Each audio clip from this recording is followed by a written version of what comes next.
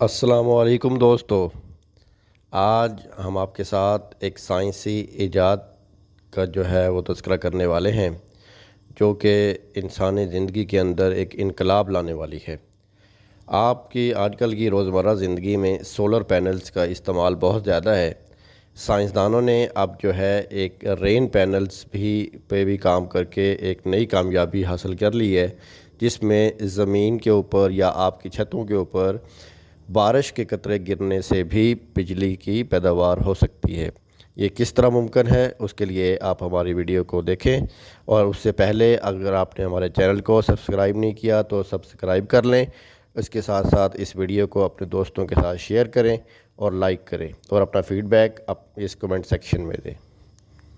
پیداوار میں ممکنہ طور پر کھیل کو تبدیل کرنے والی پیش رفت میں محققین نے بارش کے قطروں کے گرنے سے پیدا ہونے والی بجلی کو بنانے، ذخیرہ کرنے اور استعمال کرنے کا ایک طریقہ تلاش کیا ہے جو چھت پر بجلی پیدا کرنے والے بارش کے پینلز کی ترقی کا باعث بن سکتا ہے۔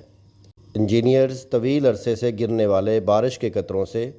بجلی پیدا کرنے کی ممکنہ صلاحیتوں کے بارے میں جانتے ہیں۔ یہ خیال پہلے سے ہی عملی اپلیکیشنز میں ہے، جیسے ہائیڈرو الیکٹرک ڈیموں اور لہروں سے بجلی جمع کرنے کے نظام، جہاں پانی کی نقل و حرکت سے بجلی پیدا ہوتی ہے۔ تاہم گرنے والے بارش کے قطروں سے توانائی جمع کرنے کی کوششوں کو ایک تکنیکی رکاوٹ کا سامنا تھا، جس نے اس تصور کو غیر مؤثر اور ناقابل عمل بنایا ہوا تھا۔ ٹرائبو الیکٹرک نینو جنریٹرز، جسے TENG بھی کہتے ہیں، اس چیز کا استعمال کرتے ہوئے انجینئرز بارش کے گرنے والے قطرے سے پیدا ہونے والی بجلی کی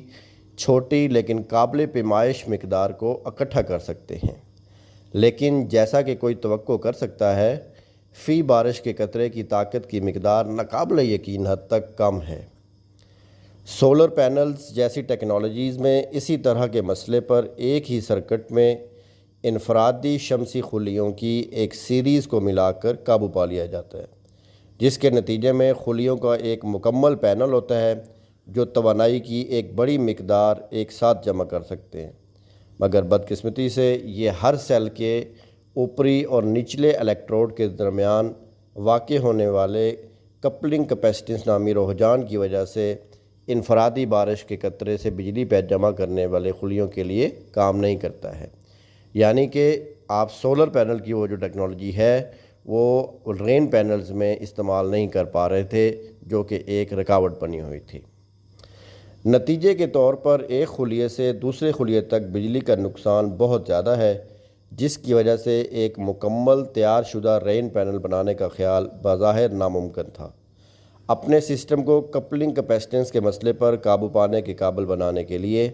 ایک سائنسدان لی اور ان کی ٹیم نے برج ارے جنریٹرز نامی ایک چیز تجویز کی ہے، جو گنجائش کو کم کرتے ہوئے خلیات کو الگ سے کام کرنے کے لیے نچلے سرنی الیکٹروڈز کا استعمال کرتی ہے۔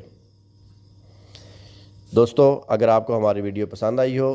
تو اس کو ضرور لائک کریں، اور ہمارے چینل کو سبسکرائب بھی کر لیں تاکہ آپ تک جو ہے اس طرح کی دوسری ویڈیوز بھی بر وقت پہنچتی رہیں۔ اللہ حافظ۔